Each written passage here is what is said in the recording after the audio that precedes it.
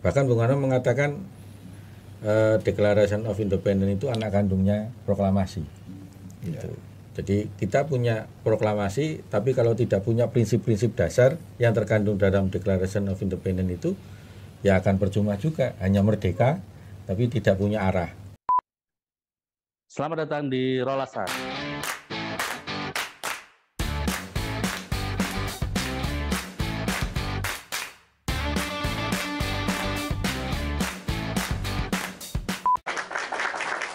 Kita akan mengobrol bersama para pustakawan di Perpustakaan Proklamator Bung Karno.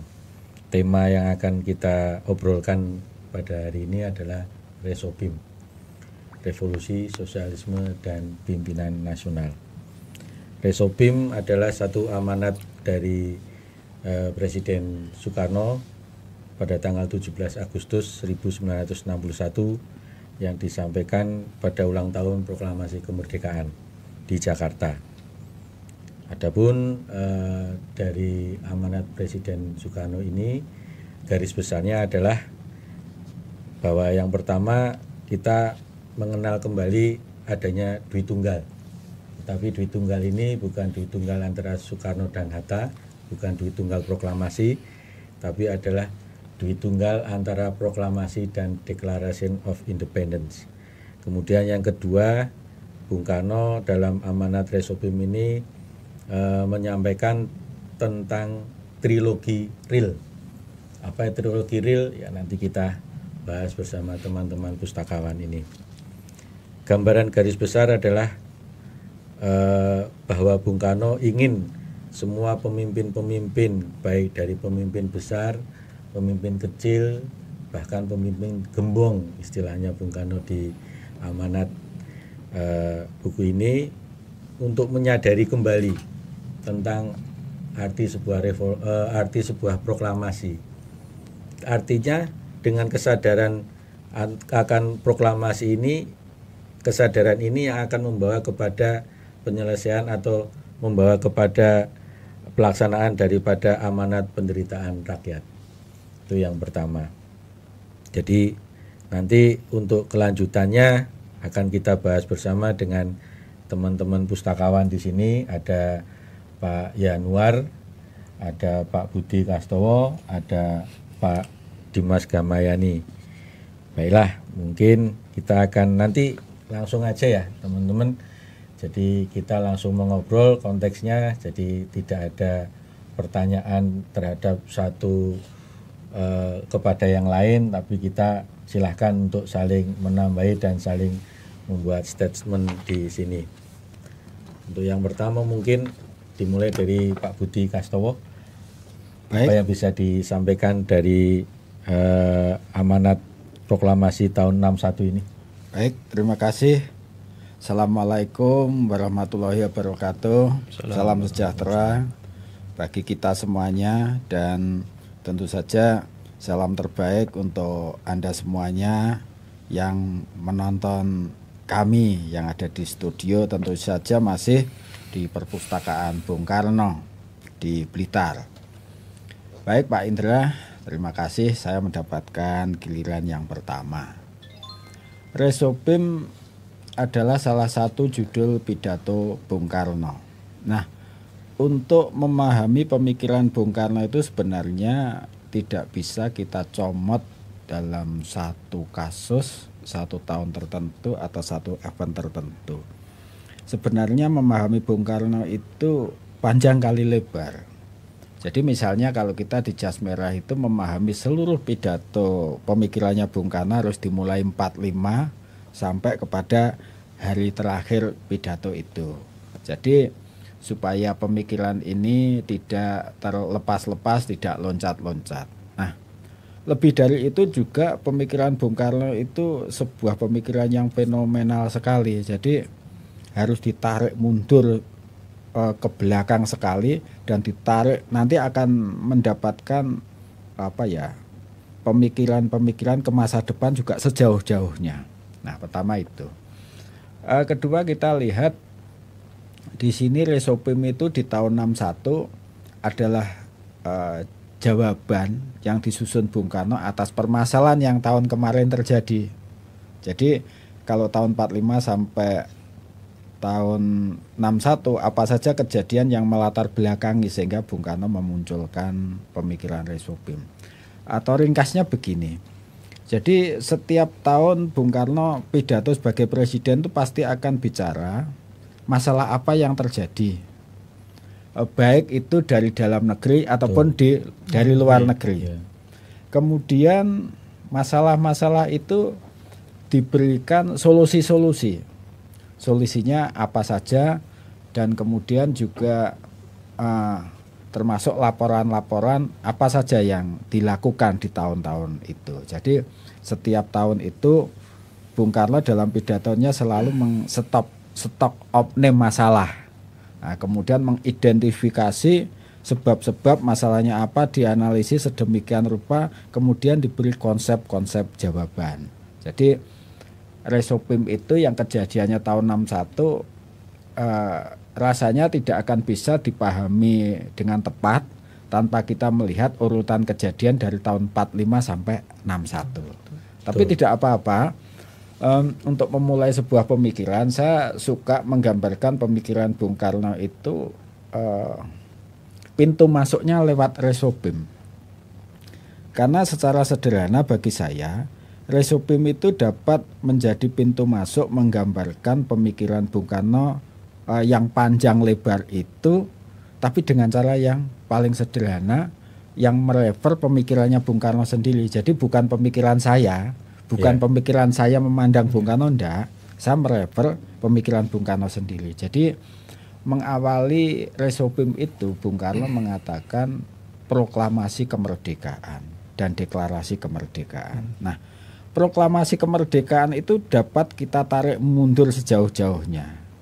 Nah, merdeka itu apa? Merdeka itu bagaimana? Kenapa kita tidak merdeka? Bagaimana menuju merdeka? Dan sebagainya. Nah, kemudian setelah merdeka 17 Agustus, kejadian 18 Agustus itu adalah petunjuk jalan. Kita mau ke arah mana? Mau menuju masyarakat adil makmur di tengah-tengahnya dunia dan sebagainya dan sebagainya. Jadi cara termudah menggambarkan pemikiran Bung Karno lewat Resopim, di situ ada proklamasi kemerdekaan, ada deklarasi kemerdekaan. Dan itu kalau diuraikan, saya tidak tahu ini kita butuh berapa SKS untuk menjelaskan itu. Tapi ini kristalisasi, karena kalau intinya pemikiran Bung Karno Pancasila, tapi nyatanya Pancasila tanpa merdeka, Pancasila tidak bisa diamalkan. Dan merdeka tanpa Pancasila, merdekanya tidak mampu kita pertahankan karena Pancasila alat pemersatu. Yaitu. Nah, jadi itu Pak Indra. Jadi kalau saya melihat Resopim seperti itu. Memang dalam amanat pidato Bung Karno itu disebutkan ada Proclamation of Independence sama Declaration of Independence. Jadi dan kita bersyukur punya dua-duanya itu. Karena tidak setiap negara punya dua-duanya itu. Dan memang tadi yang dikatakan Pak Budi memang betul. Jadi seirama dengan yang dikatakan Bung Karno, bahwa bahkan Bung Karno mengatakan Declaration of Independence itu anak kandungnya proklamasi. Gitu. Jadi kita punya proklamasi, tapi kalau tidak punya prinsip-prinsip dasar yang terkandung dalam Declaration of Independence itu, ya akan percuma juga, hanya merdeka tapi tidak punya arah. Atau bisa juga Declaration of Independence itu ya sebagai cita-cita. Betul. Karena tahun 99 kita 2000 kita ditarik ke masa sekarang ditarik ke masa sekarang, kita berubah undang-undang dasar hanya batang tubuhnya. Tapi pembukaannya tidak bisa dirubah karena memang itu cita-cita, kalau bahasanya founding father itu cita-cita masyarakat dari dulu gitu loh, bahwa masyarakat adil dan makmur itu ya cita-cita perjuangan. Ditarik mundur ke belakang lagi bahwa proklamasi itu juga bisa dibilang sebagai harus punya semangat revolusi, harus orang-orang revolusioner yang bisa memproklaim, bisa menyatakan. Proklamasi itu kan pernyataan, pernyataan bangsa bahwa kita merdeka saat ini dalam tempo yang sesingkat-singkatnya, dengan kondisi kalau kita lihat sejarahnya, kondisi saat itu kita nggak punya duit, nggak punya negara, nggak punya tentara juga masih belum terstruktur dengan baik, nggak punya alat-alat negara, tapi hanya orang-orang revolusioner yang berani menyatakan bahwa kita merdeka saat itu, dan mereka mewakili bangsa-bangsa, maksudnya suku-suku bangsa yang ada di Indonesia gitu. Kalau saya sih seperti itu kurang lebih. Enggak, tadi kan sering ngomong proklamasi dan deklarasi, mungkin belum orang familiar juga yang lain. Betul. Memang ini istilah nggak umum untuk masyarakat. Kita kan proklamasi familiar lah ya. Ya. Dan deklarasinya itu pembukaan undang-undang itu. Ya. Undang-undang yang merupakan cita-cita bangsa. Yang kalau dirunut dia sebagai cita-cita bangsa ke depan, bahwa Indonesia itu mau apa sih gitu loh. Ya, jadi kalau terminologi yang tadi Mas Dimas katakan, barangkali kalau dilihat dari kamus atau dari Mbah Google mungkin agak ada satu perbedaan ya. Makanya kita harus melihat ini dalam konteks pemikiran Bung Karno, dalam konsep pemikiran Bung Karno yang barangkali memang tidak sepenuhnya tepat kalau dipandang dalam konteks umum. Tapi konteksnya memang inilah Soekarno. Jadi kalau kita melihat ya memang harus melihat Soekarno apa ya? Ya pokoknya Soekarno banget lah, harus melihat ke arah situ. Jadi kita lihat konsepnya, konteksnya, nilainya lah baru kita warisi pada saat sekarang itu. Barangkali deklarasi dan proklamasi itu kalau kita lihat dari makna kata mungkin juga akan bias ya dari makna. Tapi makanya sekali lagi kita memandangnya ya dalam terminologi pemikiran Bung Karno. Jadi saya pun juga agak aneh dan heran kenapa pakai bahasa seperti ini. Tapi saya kira itu tidak ada suatu masalah untuk mewakili sebuah semangat perjuangan. Saya kira seperti itu. Ya, atau bisa juga dianggap kan deklarasi of independence yang sangat populer saat itu sampai saat ini kan punyanya Amerika. Gitu. Ya punya Amerika. Punyanya Amerika. Ya, Thomas Jefferson. Nah, Bung Karno menganggap bahwa deklarasi itu kan ya harus ke depan, harus cita-cita kita apa gitu loh. Bisa jadi ya bahwa cita-cita masyarakat adil dan makmur yang yang penting isinya cita-cita masyarakat adil dan makmur itu ya dirangkumkan oleh Bung Karno dalam deklarasi itu, dalam Declaration of Independence yang secara umum orang menyebutnya ya pembukaan undang-undang dasar kali ya, biar lebih familiar itu lah. Tapi sebenarnya ya dari konsep pemikirannya Bung Karno menganggap bahwa cita-cita itu adalah deklarasi apa sih Indonesia itu kedepannya mau apa. Betul. Nah, kemudian kan kalau kita runut lagi di dalam amanat itu cita-cita yang ingin dicapai oleh Indonesia merdeka ini nanti, dengan sebuah kemerdekaan itu nanti itu diejawantahkan istilahnya, atau lebih dirinci lagi dalam manifestasi politik Manipol Usdek itu, dimana secara singkat itu Manipol Usdek itu ya sosialismenya Indonesia istilahnya. Nah, bisa nggak bercerita sedikit kapan itu kira-kira Manipol Usdek itu ditawarkan kepada Bung Karno pada saat itu? Masa Bung Karno menawarkan untuk kita ya? Iya, itu karena di dalam amanat di dalam Resopim itu sendiri disampaikan bahwa setelah Manipol Usdek itu ditetapkan oleh MPRS menjadi garis-garis besar haluan negara, barulah dia bersedia untuk menjadi pemimpin nasional atau jadi pimpinan nasional. Nah ini kan kalau kita runut ke amanah proklamasi sebelumnya, mungkin di 59 ya kalau nggak salah, itu kan judulnya kan Manipol Usdek juga. Manipol gitu. Usdek ya. Mungkin ada yang bisa bercerita. Oke, baik.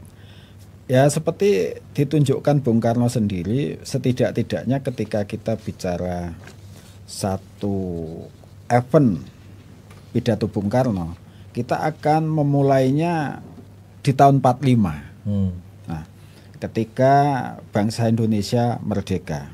Nah, hanya berselang beberapa bulan Undang-Undang Dasar itu sudah diganti dengan maklumat X itu yang hanya penerapannya sudah berbeda dengan Undang-Undang Dasar.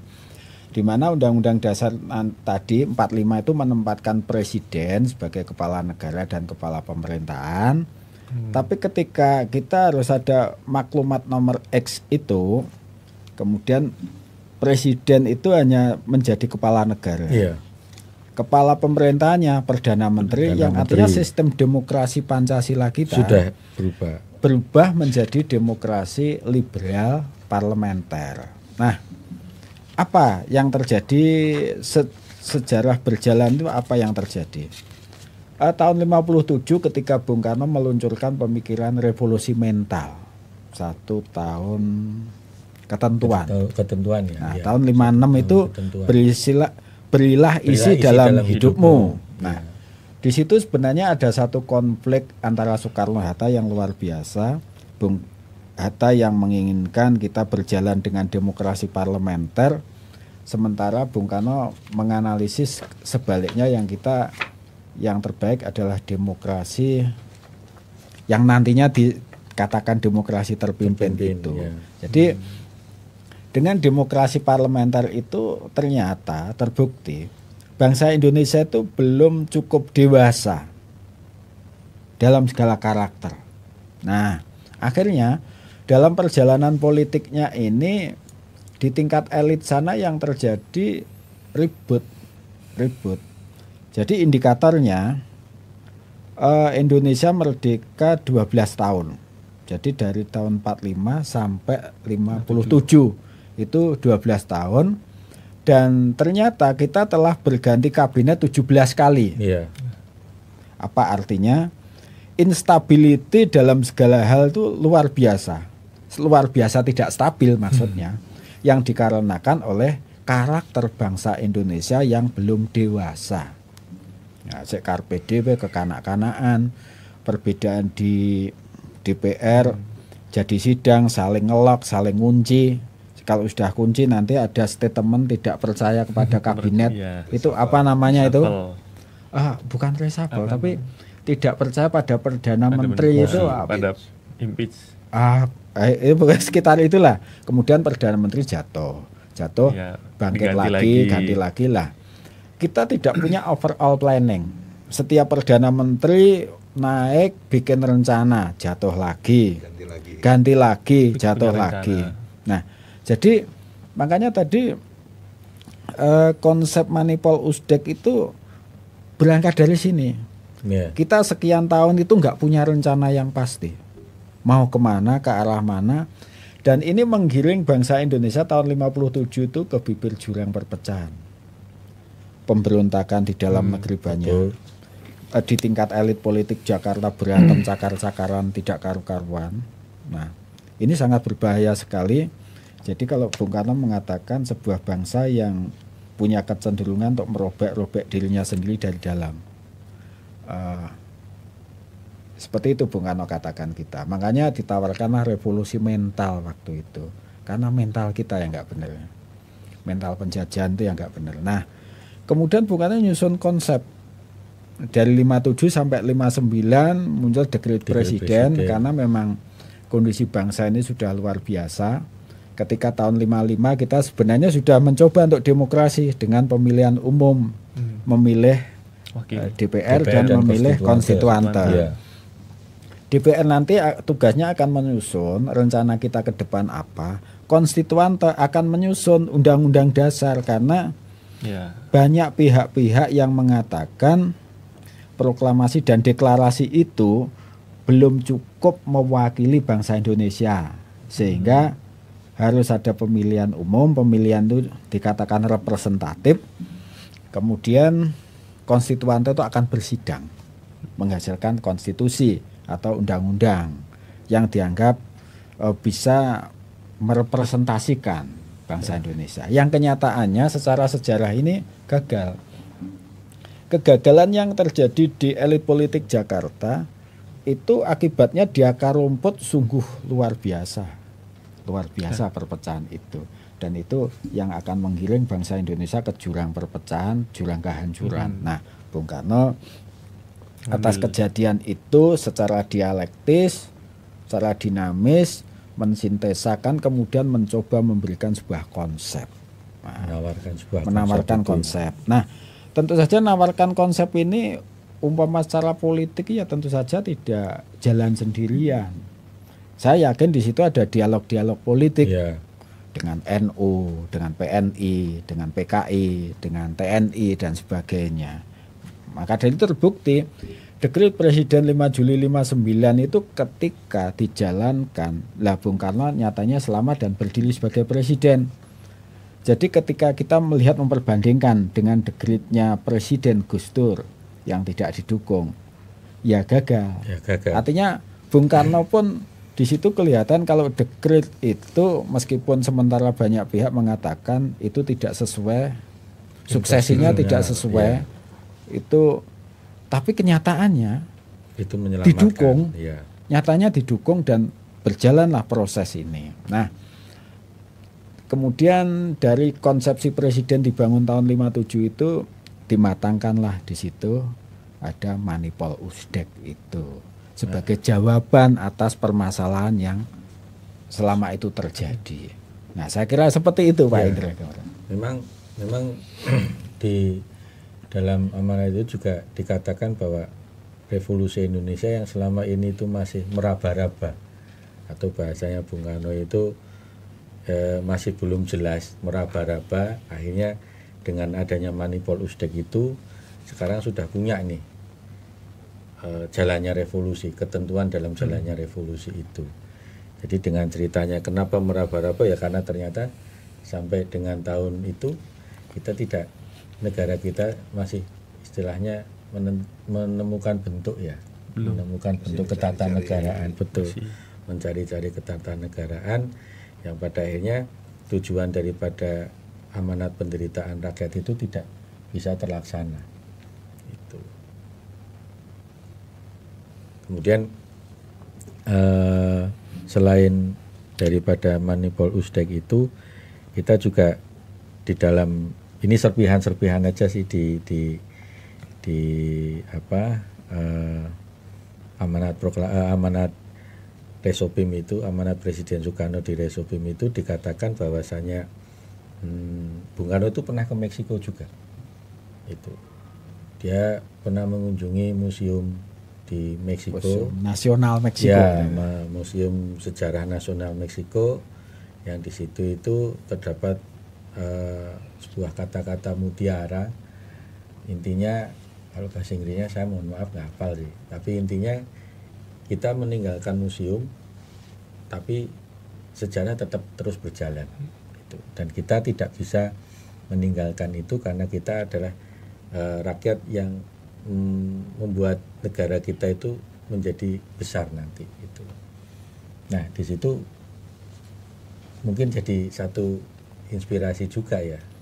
Tapi pertanyaannya, ternyata Bung Karno itu sudah sampai pada waktu itu ke Meksiko, ke negara Amerika Latin.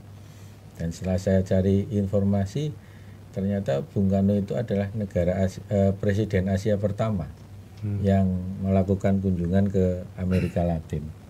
Dan dalam keterangannya itu, kenapa melakukan kunjungan itu?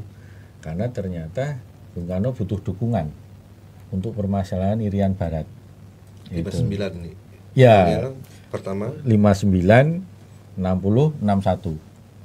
Itu 3 kali. Ya, itu, dan ternyata memang betul sekali hubungan yang baik itu pada akhirnya kemarin tahun 2000 berapa itu didirikanlah patung Indonesia patungnya Bung Karno, mohon maaf, di Meksiko itu. Nah, yang jadi pertanyaan, ternyata ketika kita mau membebaskan Irian Barat itu juga bukan merupakan sebuah permasalahan yang sederhana. Ketika Belanda tetap masih bercokol untuk menguasai Irian Barat dengan sebuah persepsi bahwa Irian Barat bukan bagian daripada NKRI waktu itu.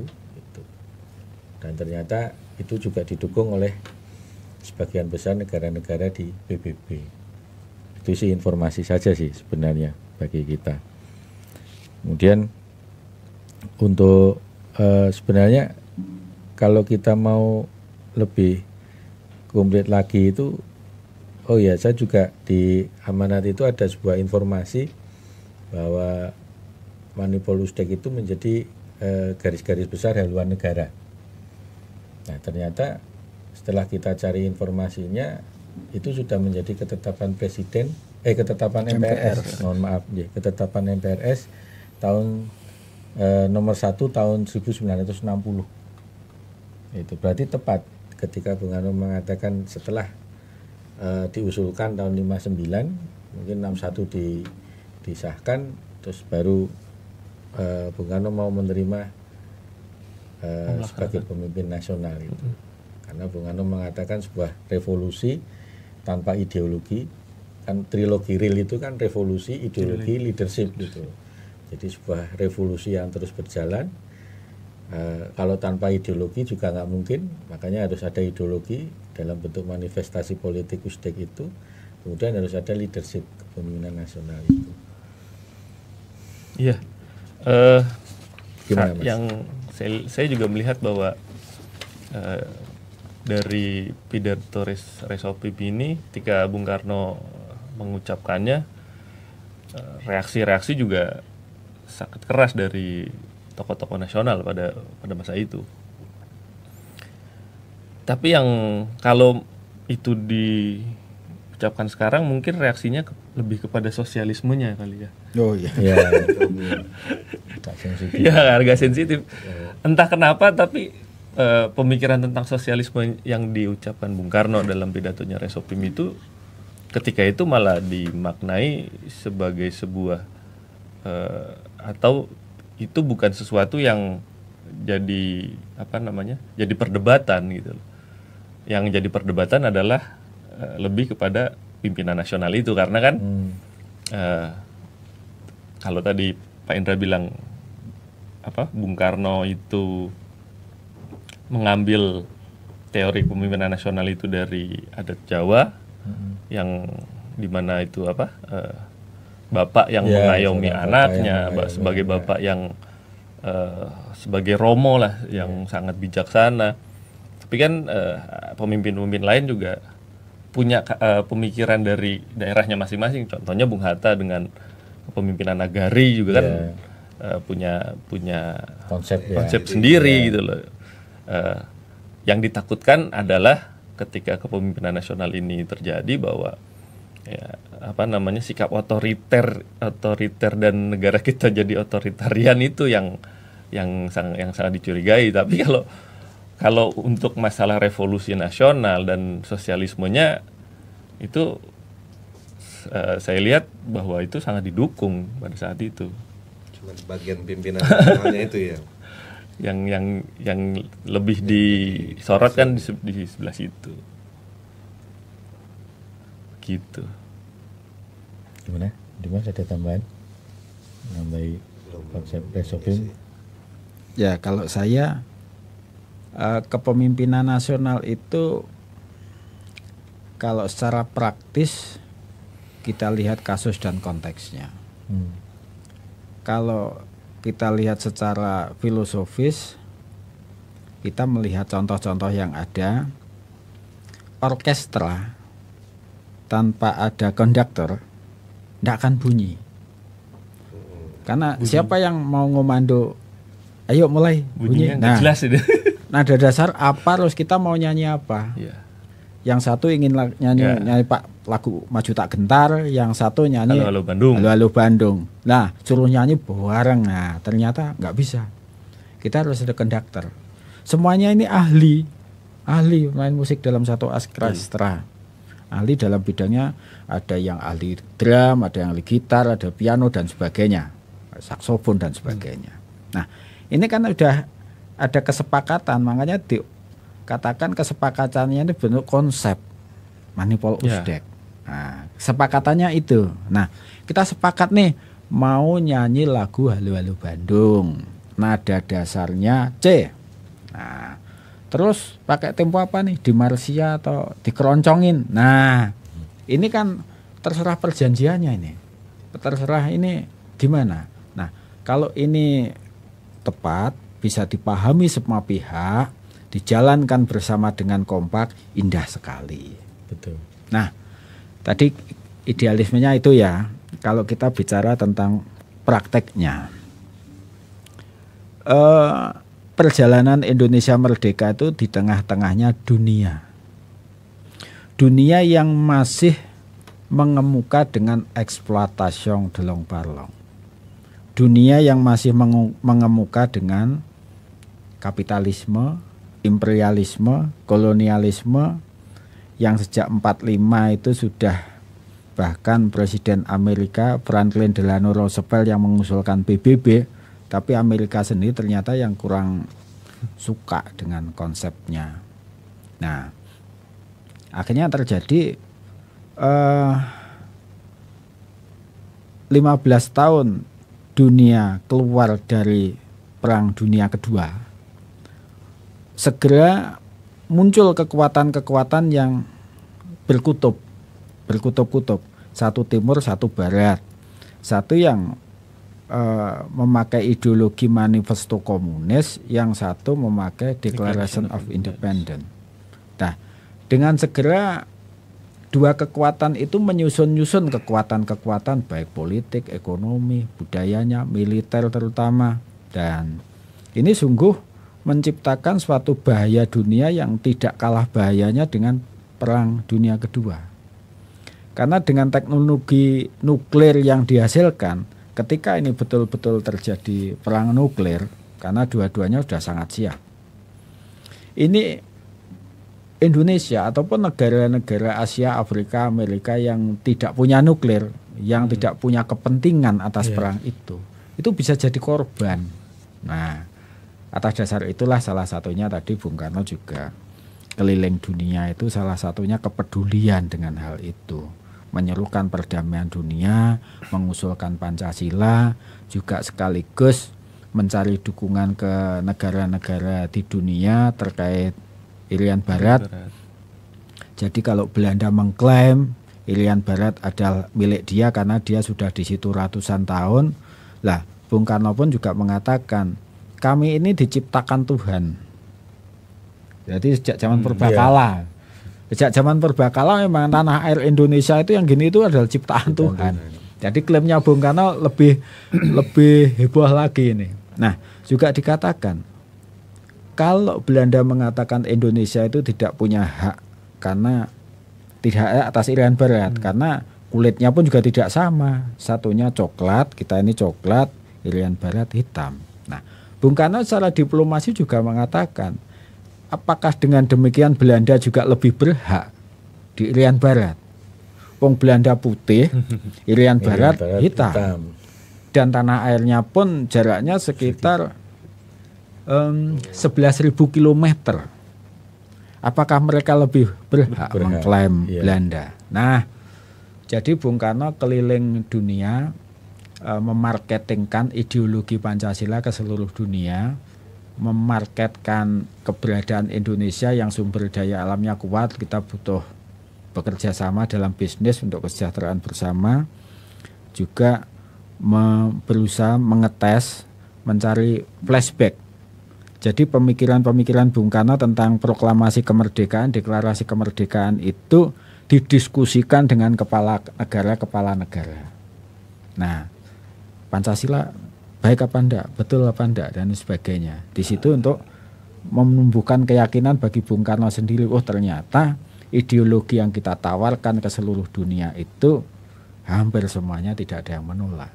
Makanya Bung Karno mengatakan ideologi kita itu Pancasila kongruen dengan the social consciousness of man, artinya kongruen sebangun dengan hati nurani manusia di seluruh dunia.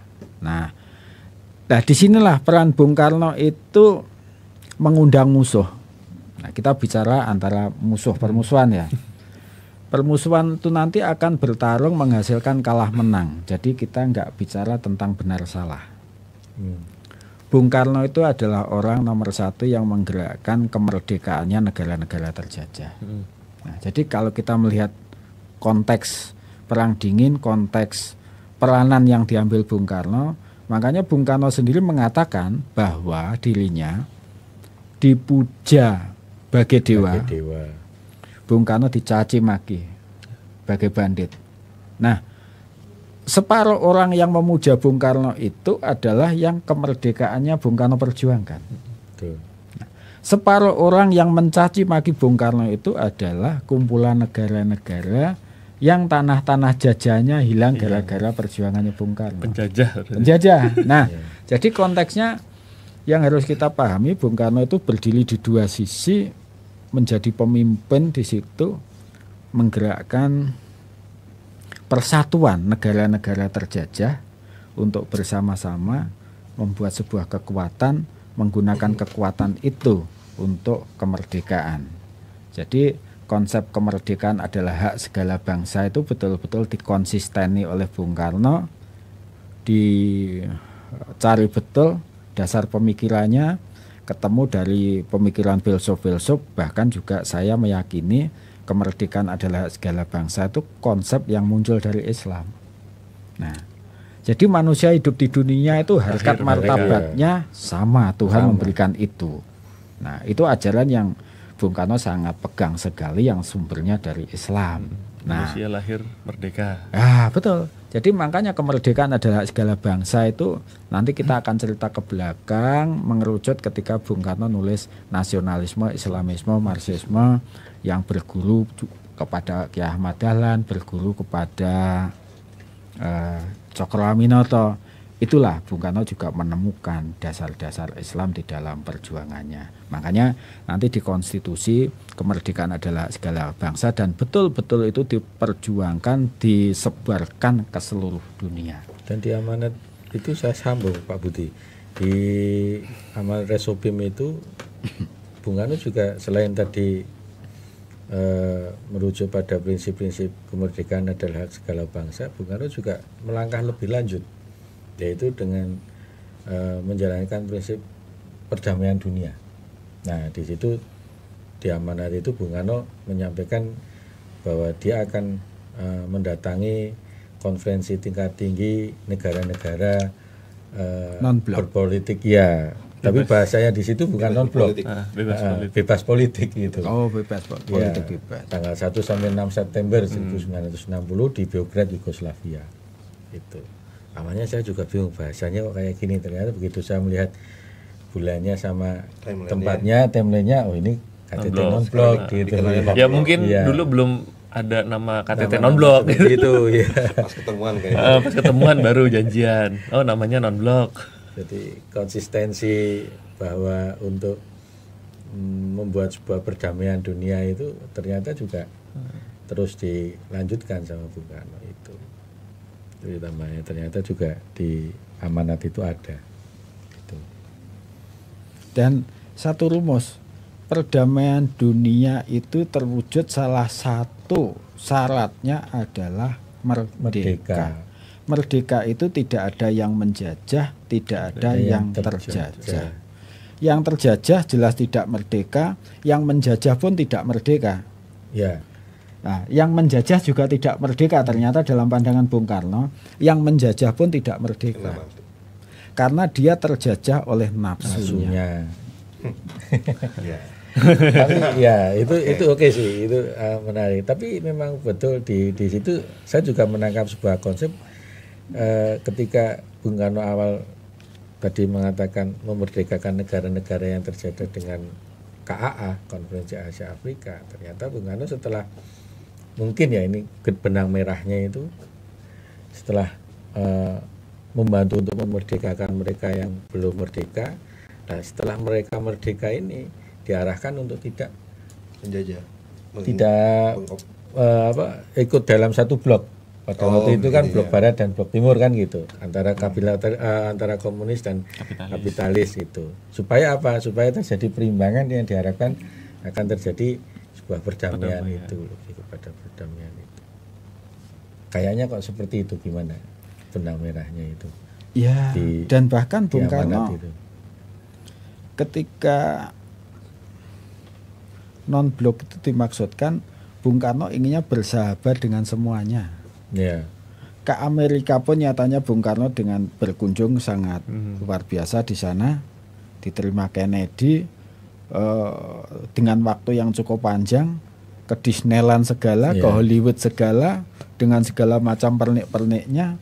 Dan setelah itu Bung Karno juga pergi ke Soviet, ketemu Khrushchev. Nah, dari Amerika Bung Karno dapat oleh-oleh kapal terbang C-130 dan lain-lain peralatan militer, juga perjanjian pendidikan SDM militer.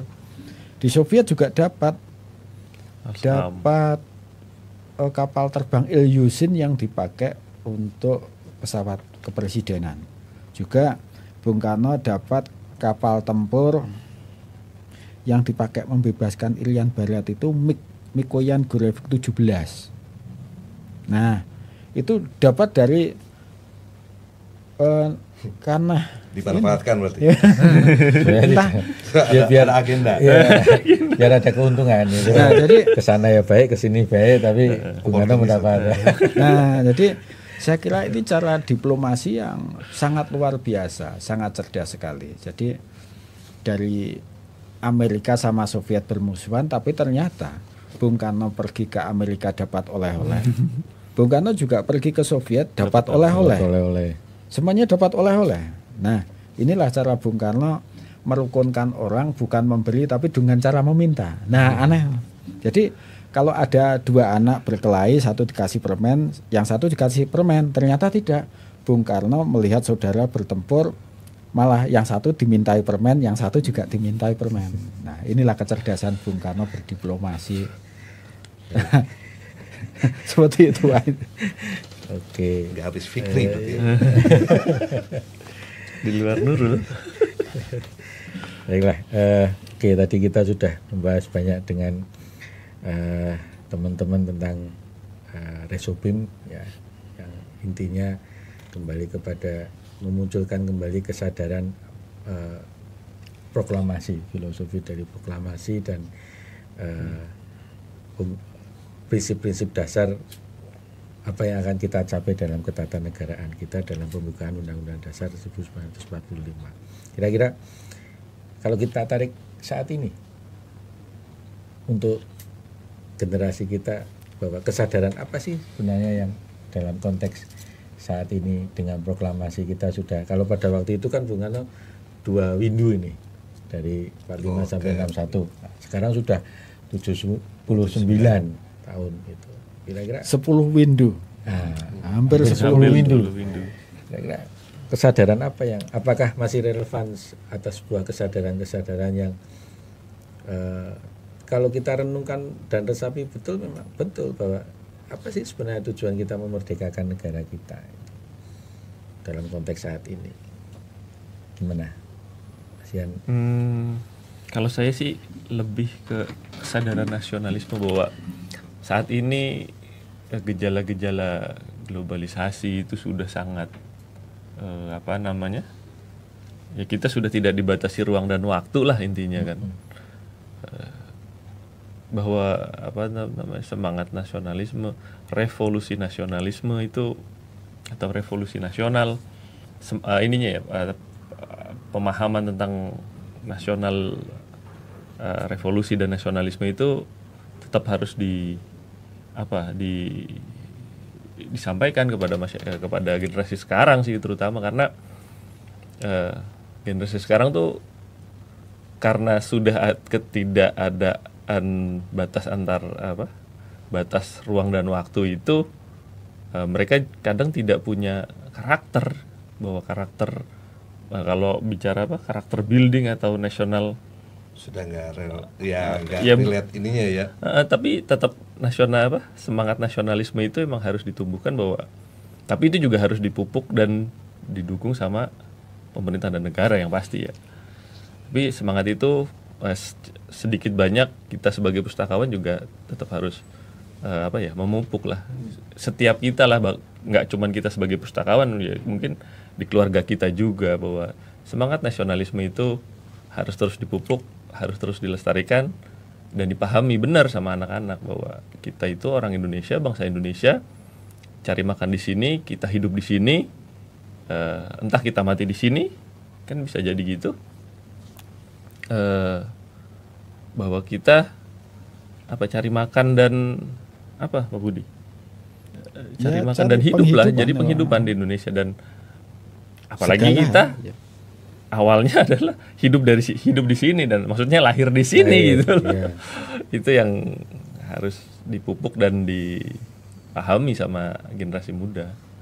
Ya, setiap era kan punya tantangannya sendiri ya. Sekarang ya teknologi sekarang sudah terlalu masif, ketergantungan generasi sekarang pun juga kayaknya berlebihan. Kalau nggak dibilang ini kemudahan mencari informasinya, kemudahan mencari informasi ya, belum tentu benar juga yang didapat gitu. Nah itu sebenarnya tugas ya pustakawan juga, itu PR kita untuk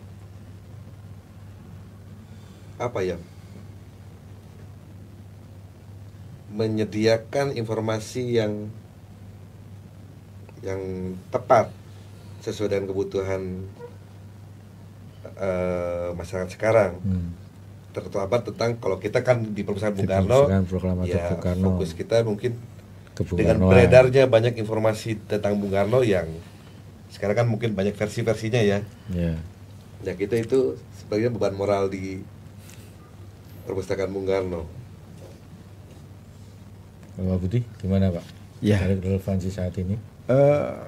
Kalau saya agak mendoktrin kepada yang muda-muda, bahwasanya nasionalisme itu perlu, penting, mutlak, harus. Nah, kita buktikan begini.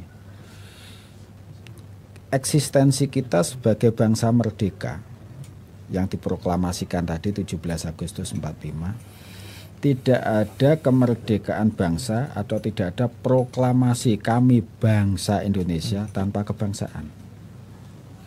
Nah, disitulah kita melihat mutlaknya kebangsaan.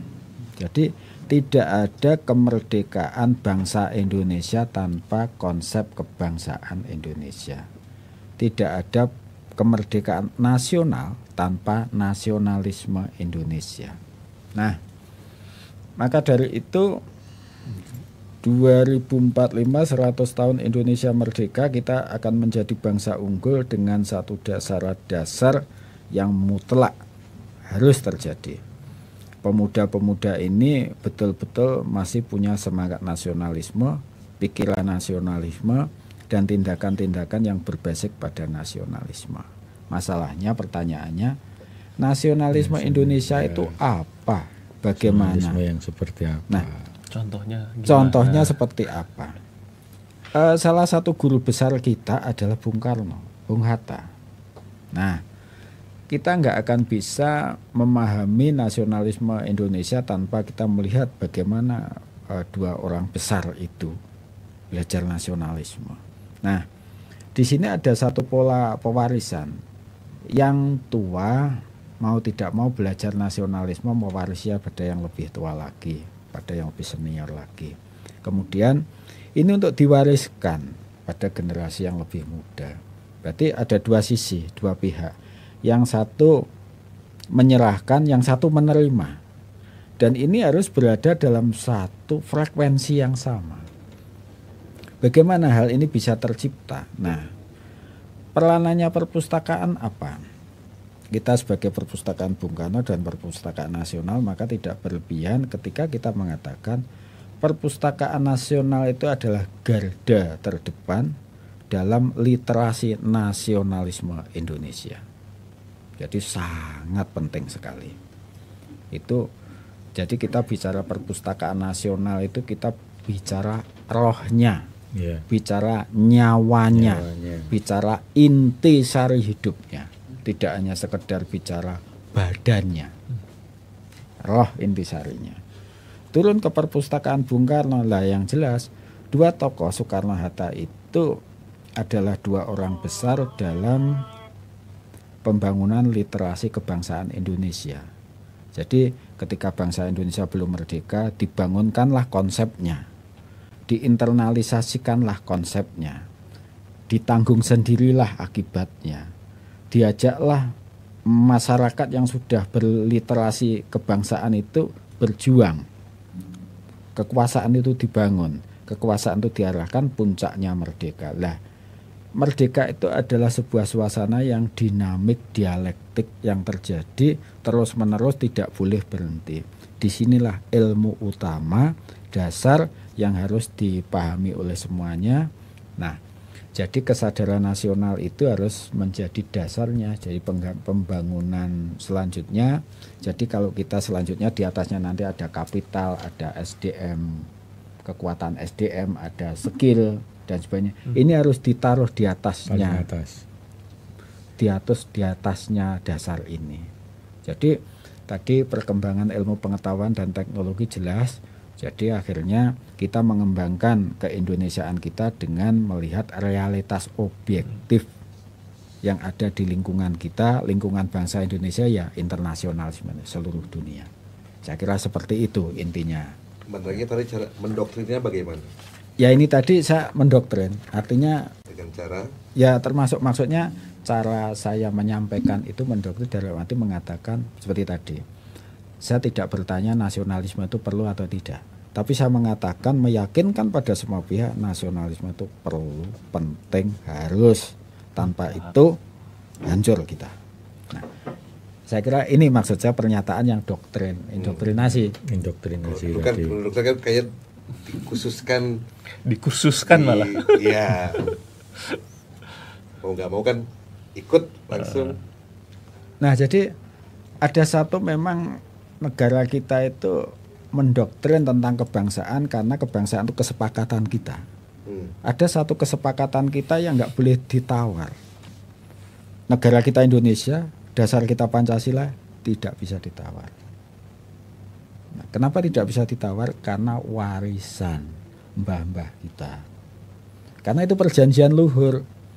Kalau nggak suka dengan perjanjian luhurnya ya mungkin ya itu bukan bagian dari kita, tapi pendekatannya tentu bukan itu. Tentu harus kita pahamkan.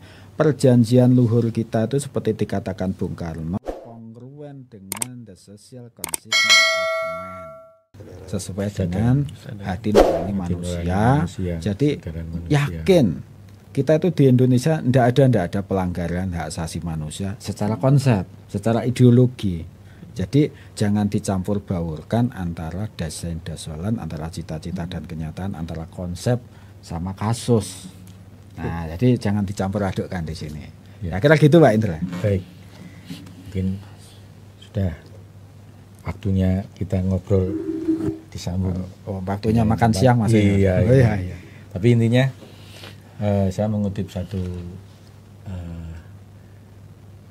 pernyataan dari seorang jurnalis Inggris, kalau nggak salah John Orwell itu, bahwa cara paling mudah untuk membinasakan atau merusak suatu bangsa adalah dengan cara memanipulasi dan menghilangkan identitas daripada bangsa itu sendiri di masyarakatnya. Nah ini yang salah satu juga tugas kita untuk selalu mencoba untuk mengingat-ingat. Atau bahasa kerennya yang sering kan jas merah itu, jangan sekali-kali melupakan sejarah. Baiklah, mungkin ini diskusi obrolan dari pustakawan tentang Resopim, yang dimana sekali lagi Resopim itu intinya menyadarkan, Bung Karno ingin menyadarkan kepada kita semua, pada seluruh masyarakat, seluruh pemimpin-pemimpin bangsa, seluruh pemimpin di masyarakat kita, bahwa kesadaran atas filosofi sebuah proklamasi itu harus selalu kita bangkitkan terus-menerus supaya kita bisa mencapai apa yang dinamakan amanat penderitaan rakyat atau keadilan sosial bagi seluruh rakyat Indonesia. Baik, sampai jumpa, kita bertemu lagi di lain waktu.